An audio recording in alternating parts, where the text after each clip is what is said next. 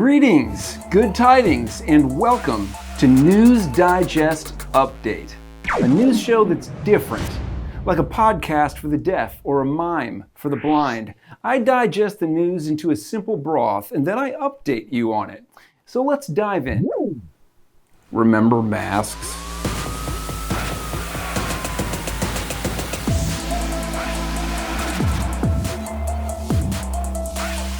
When the coronavirus outbreak hit China, masks came up. In the case of coronavirus, which began spreading in China in January 2020, authorities have encouraged everyone to wear face masks. Demand for face masks skyrocketed in China, forcing Chinese face mask manufacturers to reopen factories during the Lunar New Year holiday break. In the US, experts say wearing a mask to protect from coronavirus is not necessary. That hasn't been something we traditionally do in the United States, although I've seen more people wearing them on like plane flights, etc. I think when you may want to wear a mask if you think someone's going to cough directly on you. It's probably too late at that point. I mean, it's like, oh, yeah, unless you're psychic and you... We make our own for our own personal protection. How often should we be wearing it, washing it, taking care of it, maintaining it, et cetera? I would treat it like underpants. You know, if you change your underpants every day, which many people do. I'm changing bi-weekly. How could that be harmful? Amid this chaos, one might look to the commander-in-chief for an example of calm under fire. You may ask about the coronavirus, which is very well under control in our country. When I'm talking about control, I'm saying we are doing a very good job. Yeah, if you're talking about the virus, no, that's not under control for any place in the world. He's been a beacon of clarity and reason in the past. So, supposing we hit the body with a tremendous, whether it's ultraviolet or just very powerful light, and I think you said that hasn't been checked, but you're going to test it. And then I said, supposing you brought the light inside the body, which you can do either through the skin or in some other way. And I think you said you're going to test that too. Sounds interesting. Right, and then I see the disinfectant where it knocks it out in a minute, 1 minute. And is there a way we can do something like that by injection inside or almost a cleaning? Because you see it gets on the lungs and it does a tremendous number in the lungs, so it'd be interesting to check that. Clarify your comments about injections of disinfectant. They're quite... No, I was asking a question sarcastically to reporters like you, just to see what would happen. President Trump tonight in the Rose Garden appearing to declare victory over the coronavirus crisis before clarifying his comments. We have met the moment, and we have prevailed. You said in your comments earlier, we have met the moment, we have prevailed. To you, sir, is the mission accomplished? No, we prevailed on testing is what I'm referring to. That was with regard to testing. One might feel emboldened by the president's words here, but can they be trusted? According to a whistleblower who warned the administration months ago of the onslaught of COVID-19, if we did not make preparations, the answer is no. No. This guy, Dr. Bright, suggested we make preparations. Without better planning, 2020 could be the darkest winter in modern history. When you look at the first 4 months of this year, would you describe the government's and the administration's response as a success or a failure? I believe we could have done better. I believe there are critical steps that we did not take in time.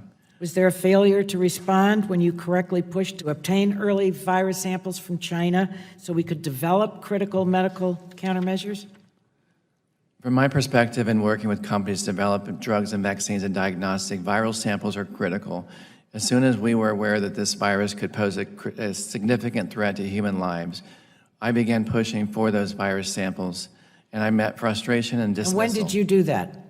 I did that in the office of the Secretary, Azar, in January. The push for the virus samples initially mentioned on January 23rd, and a strong push on January 27th for those virus samples.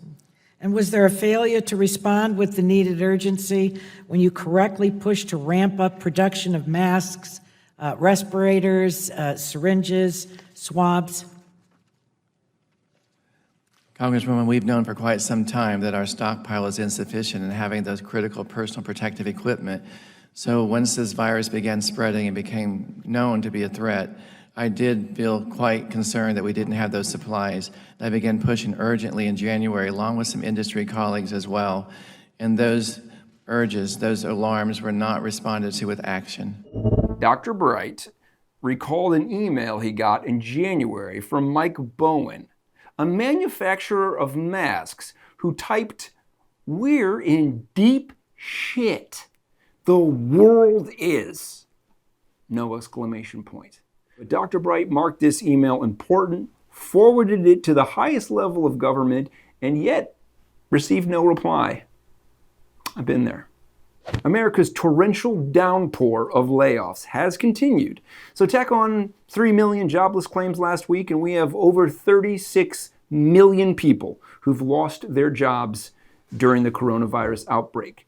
Now, protests have mounted and states are reopening to save their economies. But with the unemployment rate skyrocketing to 14.7% in April, as Steve Mnuchin relayed from a Department of Labor report, it's hard to see an instant reversal on the horizon. Also, if you rearrange the letters, his name could very well be E.T. Sven Munchin. Now, would extraterrestrial Sven Munchin be trustworthy? I think not. On the bright side, over 78% of the jobless claims are from people on furlough, just hanging on by the skin of their teeth with perhaps 50-50 odds. I mean, for more news on what the odds are and if they're worth betting your savings on, contact your bookie.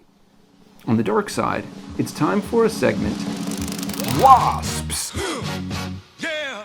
What are they good for? Where we discuss the status of wasps, from white Anglo-Saxon Protestants to the newly arrived murder hornets. It turns out that, yes, many wasps do make some contribution to the ecosystem by eating pests. Okay, enter murder hornets. These hornets have allegedly decapitated entire hives of honeybees in the Pacific Northwest. Are these giant Asian hornets coming for American worker bee jobs? No. They've no desire to make honey, never have. They also lack hair to gather pollen, a quality oddly in line with Asian stereotypes. This has been an edition of News Digest Update. I'm Kevin Berrey, and that's the news for now. For more information, subscribe to this channel immediately.